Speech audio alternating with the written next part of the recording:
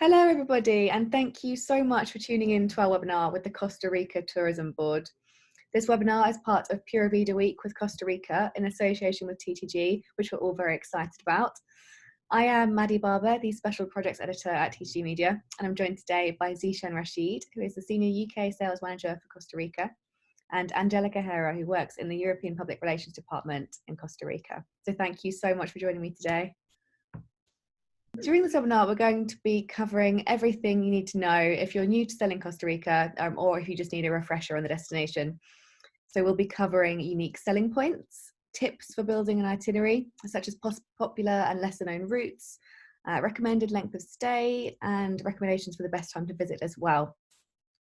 We're also going to be client matching the destination's best locations and activities for customers with different interests, which might be nature or culture. And we're also going to reveal details of a brand new competition which we're launching today, which we're also very excited about.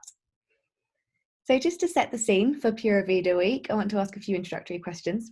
Angelica, can you just tell agents a little bit about what they can look forward to during Pura Vida Week and tell them about what we have planned? Yes, first of all, Matt, thank you very much for having us here. It's a pleasure to share with our viewers about Costa Rica. Well, this week, the Costa Rica Hub on TTG will feature webinars focusing on key messages, such as what makes sustainable travel, showcasing our accommodation, and itinerary ideas. We also have our new downloadable supplement, which has top tips and key information to help sell the destination and refer to when you have any inquiry. And a special surprise for the participants. We will run a competition which will be come on to later. Fantastic. And Zishan, why would you say now is a good time for agents to get to know Costa Rica better and engage with Pura Vida Week? So what we're hearing from trade in the UK is that Costa Rica is performing really strong, and booking figures from arrivals for December 2021 were our best for the year. So, everyone wants to come back to the nation's favorite green destination, which is Costa Rica. And as we know, sustainability now has become a very important decision maker in choosing a destination and something that Costa Rica believes in. So for that reason, we don't want agents to just continue promoting, the classic North Costa Rica itinerary. Let's spread that footfall, throughout the country, especially in the South, where you can get the same experiences, but less, crowds. Because that's the beauty of Costa Rica, Maddie. There's more than one of everything. So if you want a volcano, I can name you 200. If you want zip lining, I can name plenty of destinations and where you can find slots. So to answer your question, this week is really an opportunity to get to know all of Costa Rica and give you the tools to offer your clients something different. Brilliant, thank you. And just to give an overview of the destination, Angelica, can you just tell us what the destination's unique selling points are for agents that might not be that familiar with it? Yeah, of course. Well, first of all, Costa Rica is a year-round destination. And in Costa Rica, you will have the opportunity to live unique experiences, either relaxing in a hotel at the beach, in an eco lodge in the mountains, or sharing with locals. Every region of Costa Rica has different culture and climate, as well as unique flora and fauna. Costa Rica is a sanctuary with no real crowds and where the vast majority of activities are taking place safely outdoor. It is a small country that offers a lot. Our visitors will arrive to the country on a non-stop flight from London or traveling from the main cities in Europe. And when you visit Costa Rica, you will discover the true meaning of Pura Vida lifestyle. Brilliant. Okay, let's take a look at a short video that really showcases Costa Rica and brings it to life.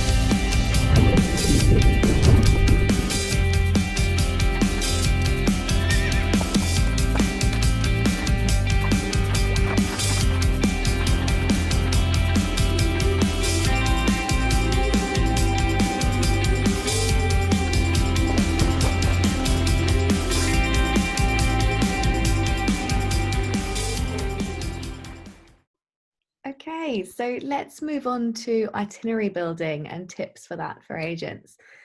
Zishan, I'm going to come to you first. What are the typical Costa Rican itineraries that UK and Irish holidaymakers tend to choose more regularly? So as Angelica previously mentioned, the country is very diverse when it comes to cultures and activities. So the best way to see the country really is to move around, and the UK or the European tourist, that is what they want to do when they come to Costa Rica. So and the reason for that is because each region has a different culture to offer, but also it's a different microclimate. So when the microclimate's different, the landscape is different, so the type of adventure you can do, but also the type of wildlife and the flora and fauna you can find is very unique to that area. So a typical itinerary is really coast to coast. So you land into San Jose, which is the capital, and you can fly in direct with BA or with our European partners. So KLM, Iberia, Lufthansa, Air France. And then from there, people usually go to the Caribbean coast first because they would want to go to Tortuguero. So Tortuguero is called the land of the turtle. So obviously that's because that's where the green turtles come from to nest April to October. But what's amazing about Tortuguero is that it's surrounded by waterways. So you live in an eco lodge in the mangroves, in the rainforest, secluded. So it's a great way to start your journey because think about, if you've got the daily, stress of daily life or work stress on you, you come to Costa Rica, you go straight into this rainforest. You're on a wellness break, on a digital detox, and then 2 days you feel like you've been there for a week, you're rested, ready to enjoy it for the rest of the country. So once you've done that and you've been on the beach of the Caribbean beach where it's all about the reptiles and the turtles, then you come into the middle of the country, which I like to call the adventure zone. And so obviously, that's where you do the zip lining in Arana, you do the hot springs, but also the cloud rainforest and the horseback riding, and then of course the whitewater rafting, which you don't have to be, there's rapids for all levels. I've done it. I'm not an expert in whitewater rafting and fallen over a few times, but it's an amazing experience. And then after you've done the adventure, the Pacific is where you want to go to rest. And how the Pacific is different to the Caribbean is that the Pacific, that's where the golden sand is, amazing golden sunsets, but also we have our eco resorts. So the eco, because they're not located on the beach, again, it's protecting the flora and fauna in that area, but they are nearby to the beach. And it's all about seeing the marine life there, relaxing. There's a lot of wellness retreats over there, and amazing seafood. So if you're into seafood, save that until you get to the Pacific, and then that kind of wraps up your trip. Amazing. And you mentioned earlier that you're promoting some alternative itineraries to get people out and about into the lesser known areas of the country, and supporting sustainable travel. Can you just talk us through some of those? Yeah, definitely. So let's talk about some of the experiences I mentioned. And I purposely mentioned like some of the areas that are well known. So now I'm going to mention the same experiences, but in different locations. So if you're talking about, the Caribbean, I would suggest to go to Limon, or just more down south, Limon, where the beach towns are. But Limon is the biggest city in the Caribbean coast. And in October, they have the Limon Carnival, which celebrates the Afro-Caribbean culture. And then I would say to go down, if you stay down south, you can head to Torrealba, which is like Arenal. It's another, town where you've got the hot springs, you can do the cultural activities. And then from there, go to San Grado de Dota, which is the cloud rainforest. So like Monteverde, but, less tourism, but also has the Quetzal birds, which is the beauty of Costa Rica and very hard to find, but that's their home. We can find them. And then in the Pacific, a lot of people usually go up north to the Guanacaste area. That's where the beach towns are, but there's a lot of nice beach towns down south as well. So my favorite personally is Dominical, and I think it's perfectly located because it's in between Manuel Antonio National Park and Marina Ballena National Park, which is the Whale National Park. So you've got this small Bohemian surf town in the middle. Otherwise, you head down to Osa Peninsula. So we have 6.5% of the world's biodiversity, and 3% live in Osa. And David Attenborough loves Osa. He's featured on many of his shows. I think Green Planet, that's currently on BBC at the moment, has just been featured on there. So the Corcovado National Park is the national park in the Osa, but before you even get to the national park, I guarantee you'll see most of the wildlife. Okay, brilliant. And Angelica, coming to you, Zishan mentioned that European travellers like to move around Costa Rica when they visit. Mhm. What's the best way to get around in the country for a twin or multi-centre trip? Yeah, well, Costa Rica is a country with extensive road infrastructure, so you can reach almost any part of the country by road. The idea is to rent a vehicle and enjoy your trip quietly, and the roads are in good condition. We recommend a four-wheel drive vehicle if you are going to visit the beach or the mountain. Driving in the country, we said, is part of the adventure. Although the country is small, sometimes to save time, you can also take a short local flight, which lasts around 45 minutes to 60 minutes from San Jose, the capital, to the coast, as Tishan mentioned. But yeah, it's quite easy. Also, you can use the public transportation and share also with locals and tips all around when you're traveling into the country. Great, okay. And Zishan, how long would you recommend visitors stay in Costa Rica?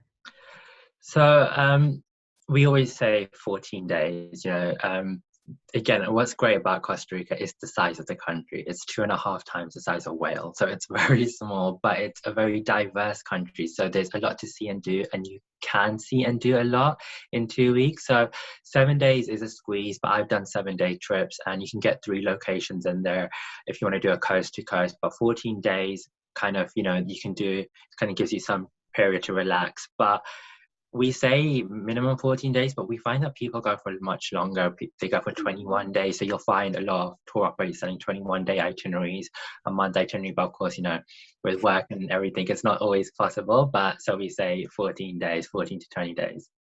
Okay, great. And also, I just want to quickly mention what Angelica was saying about getting around the country. One thing I want to point out that we always get feedback on Costa Rica when people go for the first time is how safe they felt. And it is the safest country in Central America. So the idea of self-driving it's very popular with UK tourists. Okay. And this is a question we get a lot from agents. So Angelica, I'm going to come to you. What would you say is the best time of year to visit Costa Rica in terms of climate? When's the best weather? What's the most enjoyable experience in terms of months? Yeah, indeed, that is the question. Well, since Costa Rica is located in the tropics, it is a great year-round destination. Visitors can take walks in the forest and cool off in a sudden tropical rain shower. And in Costa Rica, the rain is not cold, it is warm. So that is something that you must experience. Also, Costa Rica has a wide variety microclimate, as Sishan mentioned. And as a main result of this microclimates, you will be able to see and experience different temperatures around the country.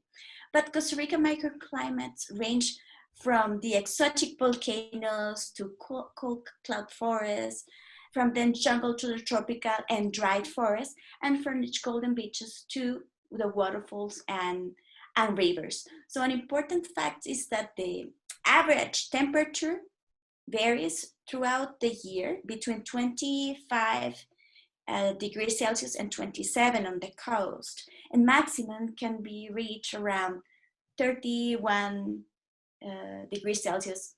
And so it's a very nice weather here. And in the mountains, sometimes in that region, the minimum can easily reach 16 degrees.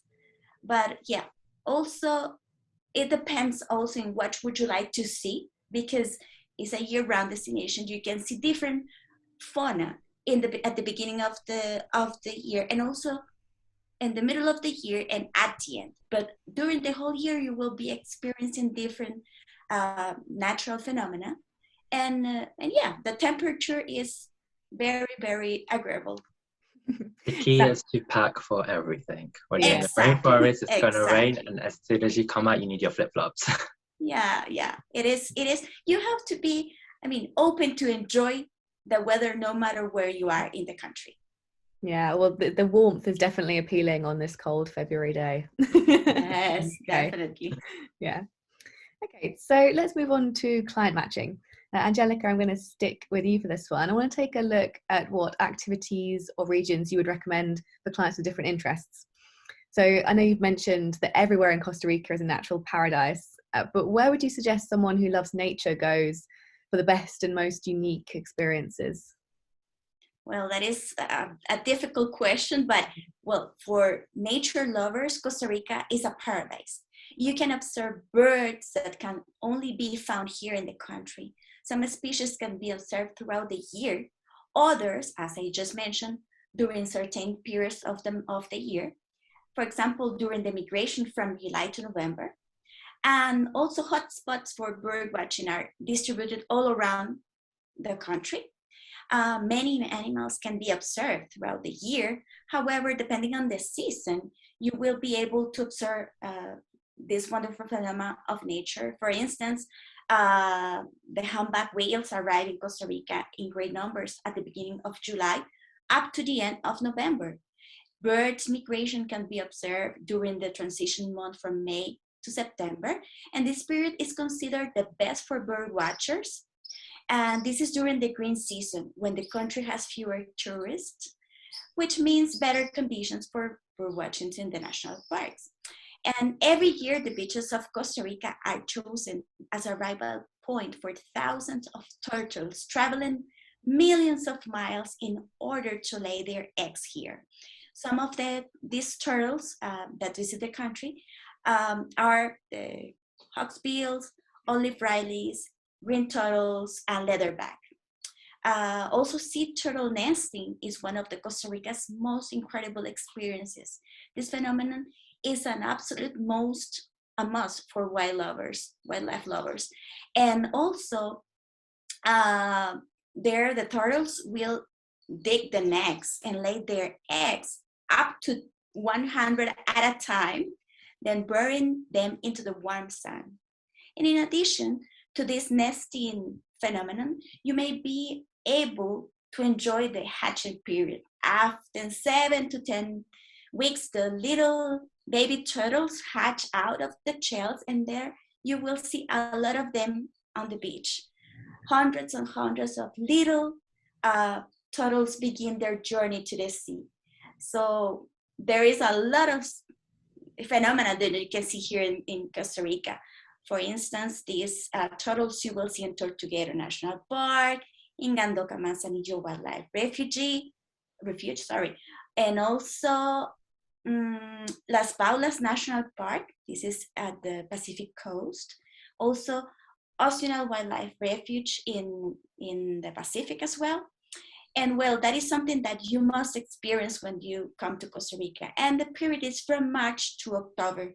And during this month, depending on depends exactly on the species. Not always you will see leatherback at the beginning of the year, but maybe in the middle. So wildlife can be seen everywhere you go. In addition, you will be able to observe, of course, the famous monkeys. And in Costa Rica, you can see 5 different species. And also, you will see them playing on the branches of the trees in the national parks and the beaches. Also raccoons, I call the masked bandits, who are the raccoons who are always looking for a way to steal a fruit. But yeah, there is a lot of diversity here in Costa Rica, and you can see them at any time. But if you are walking around with an expert, a naturalist guide, you will be able to learn much more about these species and their relationship with the forest. Wow, fantastic. Some really great tips there. There's obviously so much to see. Yes. Yeah. And okay, so Zishan, coming to you, where would you send a client who's really keen to get under the skin of a destination in terms of its culture? What would you recommend a visitor does, and why? So, and I think something that really stood out and surprised me about Costa Rica and many others was how the diversity in culture. So, we talked about the Caribbean coast, and it really has a strong Afro-Caribbean culture there. And so, and that's inspired and influenced in a lot of like the food over there, and like, the local language is Patois, and we have like carnival happens in Le Mans. So, and that's really the only place where you're going to get that strong Afro-Caribbean culture. But then something else surprised people is that Costa Ricans are cowboys. So they're Latin cowboys, Sabaneros. And so you see a lot of that in north of Costa Rica and down south like Turrialba, and up north in Arenal and North Guanacaste. So me and Angelica paying homage to the cowboys with our bandanas. And so the best way to really see that is do the hacienda tours and the culture tours, and they're amazing experience. So there's actually in our supplement, we have some haciendas excursions where you can find for to do culture tours, and you can learn to to do cooking classes, and they'll kind of show you in day in life of a cowboy and learn how to make a tortilla. And then when you go to the Pacific, it's Bohemian Central, so it's everyone's a surfer over there, and it's very Bohemian vibes. It's very cool, and just like a really fun environment down there. So 3 different cultures to explore. Amazing. Sounds so exciting. Angelica, coming back to you, now I know Costa Rica has heaps of boutique hotels and eco resorts for visitors to stay in. Do you have any recommendations in terms of accommodation? Well, it's also difficult to decide among the lodging options that Costa Rica offers. For example, mountain lodges, luxury options in the city, in the mountain, at the beach. So cozy cabins for a romantic outing or the honeymoon. Costa Rica is offering a wide variety of hotels for all budgets. So offers a large array of hotels for all tastes and in different parts of the countries, with areas to relax and put aside the stress of everywhere life. So in Costa Rica, you will find hotels with which are committed to quality and sustainability. And also, it could be an eco lodge, luxury hotel at Tortuguero, or on the far northern or the Caribbean, where the canals replace roads. So you will see boats coasting up and down the canals. And also in the middle of the rainforest, which is like a sanctuary, or you can stay in an international recognized prestigious resort of responsible tourism and also luxury tourism, and overlooking the Pacific Ocean and surrounded by acres of wildlife, tropical rainforest, and the world famous Manuel Antonio National Park. So in fact, we will have an upcoming webinar on accommodation, to which we invite all the viewers to join and discover more and more about Costa Rica accommodations. Yes, absolutely. So before we discuss details of the competition, Zishan, I just wanted to ask, outside of Pura Vida Week, do you have a portal where travel agents can learn more about Costa Rica? Yes, so Pura Vida University is our online trade hub, and so we've got the online training course there for more information about Costa Rica and how to create those perfect itineraries. But also we'll be covering sustainability and accommodation, as Angelica mentioned, in these upcoming webinars. So there's a lot of tools on how to create sustainable itineraries, accommodation partners, all on Pura Vida University. So and these webinars will also eventually go there as well. Absolutely. Now we have saved possibly the best until last, the competition details. Zishan, I'm going to ask you to talk about this. I know we launched a competition today in which you can win one of 5 Nespresso coffee machines with Costa Rican coffee, and one of 10 cuddly toy sloths. So would you like to do the honours and share details of how you can get the name in the hat to win? So I'm very jealous that I can't enter. I would love the coffee machine. So head to the competition page on TTG, where there's a very easy quiz to answer. And so answer questions. It's about 5 questions, I believe, right, Maddie? And it's based on what you'll learn in these webinars, but also from the online training course. And then also, if you take the online training course on Pura Vida University by 18th of March, your entry doubles. So 1 entry for answering the questions on TTG, and then a 2nd entry if you take the online training course. Brilliant. Thank you very much. And that should be live right now. So please do head over and get your entries in. And thank you so much, Zishan and Angelica, for joining me today and for giving your introduction to Costa Rica. Thank you, Maddie. Thank you so much. And I hope you all enjoy this week and learn as much about Costa Rica and love our country as much as we do.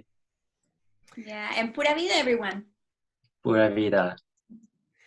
And for all our viewers, don't forget to come back tomorrow to ttgmedia.com/Costa Rica, which is where this week's webinar series will be hosted. I know Angelica and Zishan have already covered it, but just to recap, the themes coming up are accommodation, touring, sustainability, and nature and wildlife. So there's plenty to get your teeth stuck into there. So thank you very much again for tuning in, and take care, or Pura Vida.